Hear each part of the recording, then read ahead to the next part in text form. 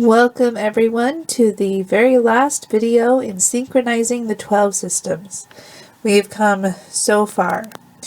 Now we are exploring multiplication and alchemy, Pisces, freedom to live from the hero's journey, the moon tarot card key, and the indigenous strong winds moon. Let's start off with the alchemy. This is a chapter that Paul Foster Case goes into the least detail. He explains that this is more of a stage of refinement of the new consciousness we have gained with the Philosopher's Stone. He quotes Ripley, "Keep your fire morning and night, so that you do not need to run from house to borrow fire from your neighbors.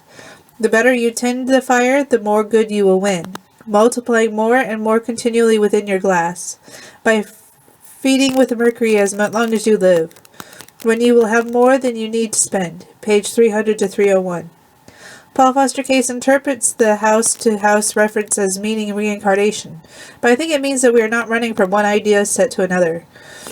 In the spiritual community, we tend to go from one teaching to another, always finding something that resonates more with us. The thing here is that our curiosity has been sated. We have the stone. We've gained enlightenment. We just need to make small adjustments now to our consciousness and continue to let the fire burn. Paul Foster Case also explains that multiplication also means to increase the quantity.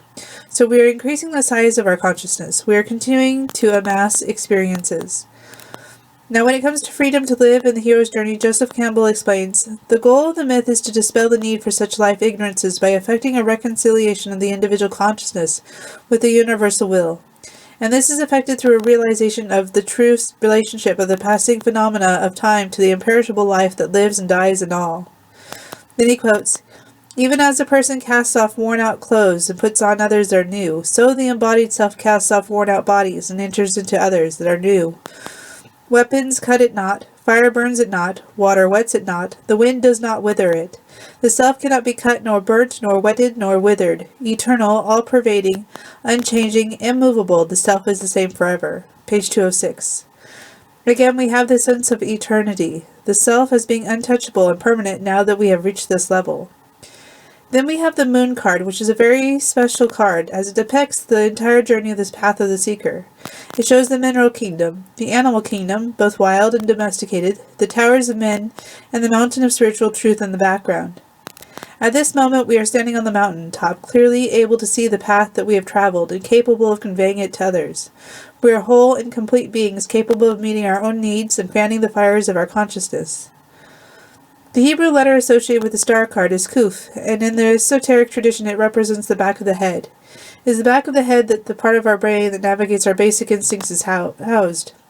This represents the fact we have conquered and are now able to channel in a positive direction our lower nature.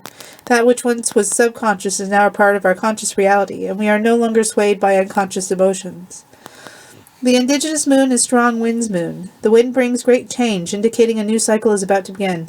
As we close out the end of the astrological year, we stand on the precipice of change and the renewal of the cycle. Well, there you have it. It's a very short and sweet video this time around. We have conquered all 12 steps of alchemy. Now we must keep the fire of our consciousness burning by feeding it good material. Rather that is by writing, or a good author, or a good conversation with another person, or a myriad of other things. We are being asked to keep the light that we have kindled aflame, and we are asked to make it grow. We are being asked to spread that light of our consciousness with others. Well, I hope you enjoyed taking this year-long journey with me.